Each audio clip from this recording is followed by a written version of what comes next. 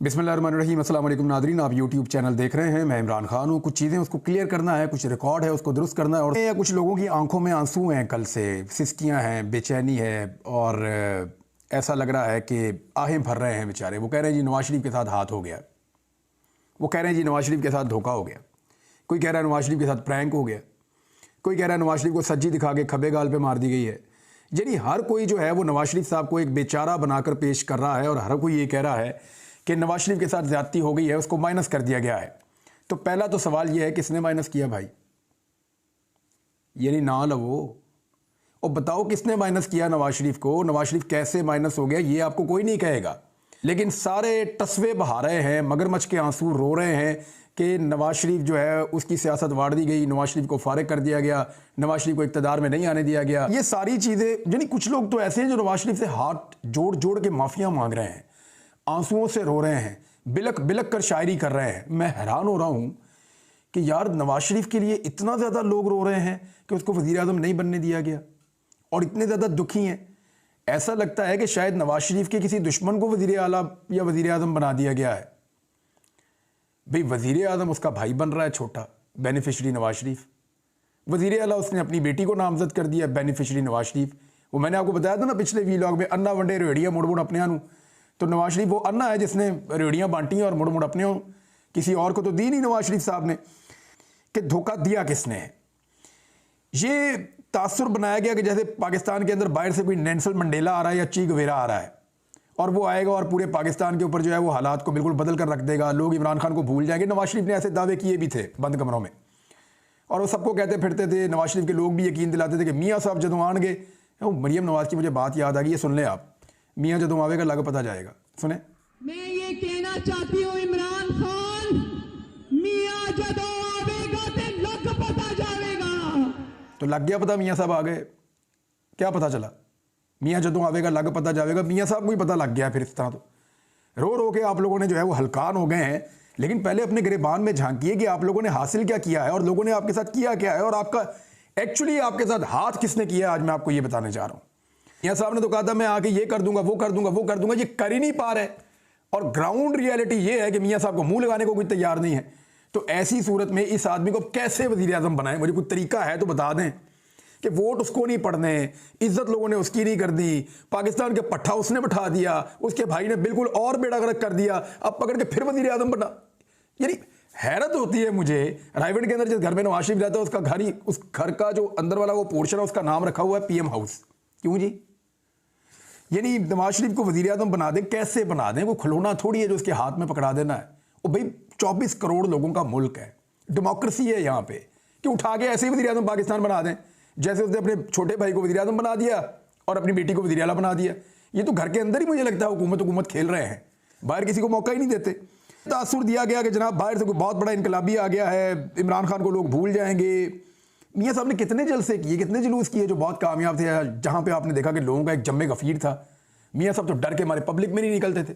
कभी कभी तो वो पब्लिक के अंदर आते थे, फिर कभी मियाँ साहब के हाथ में कबूतर पकड़ा देते थे। ये तो इलेक्शन कैंपेन चल रही है, मियाँ साहब ने कबूतर उड़ाए, लोगों ने उनके तोते उड़ा दिए पकड़ के। कुछ वो पॉइंट्स आपके सामने रखूंगा कि मियाँ नवाज शरीफ शिकवा किससे कर सकते हैं और एक्चुअली किसने उनके साथ हाथ किया है। बंदा मैं आपको बताऊंगा।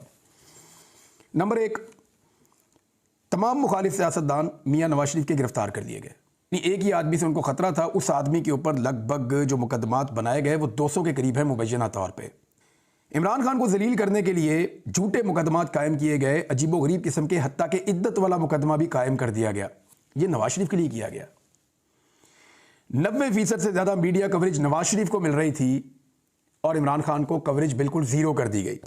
यानी इमरान खान का नाम मीडिया पे नहीं लिया जा सकता था, इमरान खान की तस्वीर मीडिया पे नहीं दिखाई जा सकती थी। मियाँ नवाज शरीफ के जलसों को मुकम्मल सरकारी प्रोटोकॉल फराहम किया गया। जब ये जाते थे तो इनके साथ दर्जनों गाड़ियां पुलिस की, सिक्योरिटी की और इदारों की मौजूद होती थी।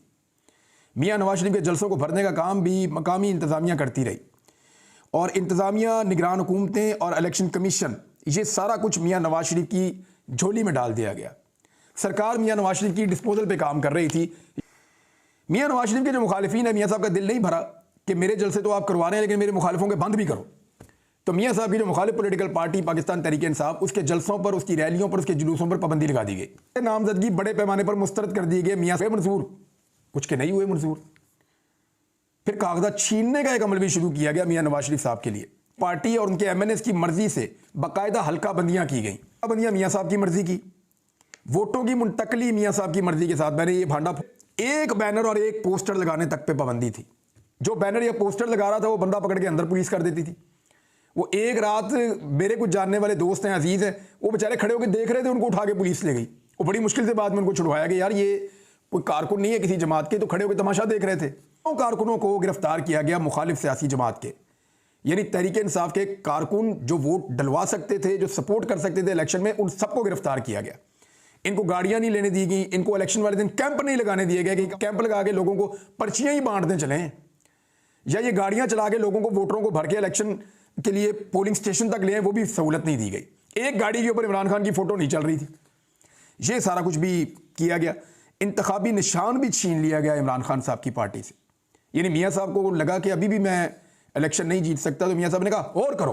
मियाँ साहब ने इंतखाबी निशान भी छिनवाया और काजी फायद ईसा साहब ने इसमें बहुत भरपूर किरदार अदा किया। वो मुल्क की तारीख का एक स्याह फैसला है और पाकिस्तान की अदलिया के दामन पे एक दाग की तरह हमेशा रहेगा। और काजी फायद ईसा साहब ने जितनी दिलचस्पी दिखाई थी पाकिस्तान तहरीक इंसाफ के इंतखाबात में, उससे 10% भी दिखाई होती ना मुल्की इंतखाबात के अंदर, तो आज पाकिस्तान इस बुरहान में ना होता। मियां नवाज शरीफ साहब का दिल नहीं भरा तो औरतों को गिरफ्तार किया गया, चादर और चार दीवारी का तकद्दुस पामाल किया गया, खवातीन और औरतों के ऊपर तशद्दुद किया गया, सड़कों के ऊपर घसीटा गया खवातीन को। मियां नवाज शरीफ साहब को इस लेवल की सहूलतकारी फराम की गई। यानी बाहर निकलने पे पाबंदी थी तहरीक इंसाफ की, तो वो कहते थे हम सोशल मीडिया पे बात करेंगे, तो मियां साहब की सहूलतकारी के लिए सोशल मीडिया को भी बंद कर दिया जाता था, इंटरनेट भी बंद कर दिया जाता था। इस मुल्क का अरबों रुपए का नुकसान करवाया जाता था ताकि मियां साहब की सहूलतकारी हो जाए। फिर लगातार इमरान खान साहब को सजाएं देकर एक हैट्रिक करवाई गई ताकि एक प्रेशर बने और एक मायूसी फैले इस मुल्क के अंदर। तक के मुकदमे का फैसला करवा दिया इन्होंने उजलत के अंदर, और जैसे वो फैसले में वो वैसे तो उड़ ही जाएंगे, लेकिन मियां साहब के लिए सहूलतकारी की इंतहा हो गई। इलेक्शन वाले दिन सारे नेटवर्क बंद कर दिए गए, यानी मोबाइल फोन भी नहीं चल रहा था, इंटरनेट तो दूर की बात है। और उसके बावजूद लोगों ने वोटों की भरमार कर दी। साड़ी गल हो गई है, इसका बयानिया मियां साहब को प्रोवाइड किया गया कि जनाब साड़ी गल हो गई है, ए गल हो गई, तारीख गल हो गई। 2 दिन पहले ही इलेक्शन से वज़ीर-ए-आज़म पाकिस्तान अनाउंस कर दिया। दूसरी तरफ तमाम अखबारात को, मीडिया को मना था कि पाकिस्तान तहरीक इंसाफ का एक भी इश्तिहार आपने अपने टीवी चैनल पे नहीं चलाना। बहुत सुस्त किया गया वोटिंग की रफ्तार को, जाली ठप्पे लगाए गए इलेक्शन वाले दिन। इसके बावजूद यानी इलेक्शन का रिजल्ट रोकना पड़ा क्योंकि फिर भी हार रहे थे, और इलेक्शन का रिजल्ट रोककर इंतहाई जाली तरीके से फॉर्म 45 के मुताबिक फैसला देने की बजाय फॉर्म 47 जाली जारी कर दिया और मियां नवाज शरीफ साहब को जितवाना शुरू कर दिया। इतनी बड़ी हार हुई है इस शख्स की, इतनी सारी सहूलतकारी के बावजूद। यानी मैं आपको सीरियसली बताऊं, इतनी सहूलतकारी अभिनंदन की जाती ना, वो पाकिस्तान में वज़ीर-ए-आज़म बन जाता। कुलभूषण यादव को इतनी सहूलतकारी मिल जाए ना पाकिस्तान में, तो वो भी एमएनए बन जाए इज्जत के साथ। मियां साहब से नहीं बना गया। अब अंदाजा करें कि पाकिस्तानी लोग कितनी नफरत करते हैं मियां नवाज शरीफ से। जो आम वोटर हैं उनकी कितनी बड़ी तादाद नवाज शरीफ को नापसंद करती है कि जनाब अली आपको हमने वोट ही नहीं डालना। आलमी मीडिया में बदतरीन बदनामी हो रही है पाकिस्तान की, इसके बावजूद मियां नवाज शरीफ को सहूलतकारी फराम की जा रही है।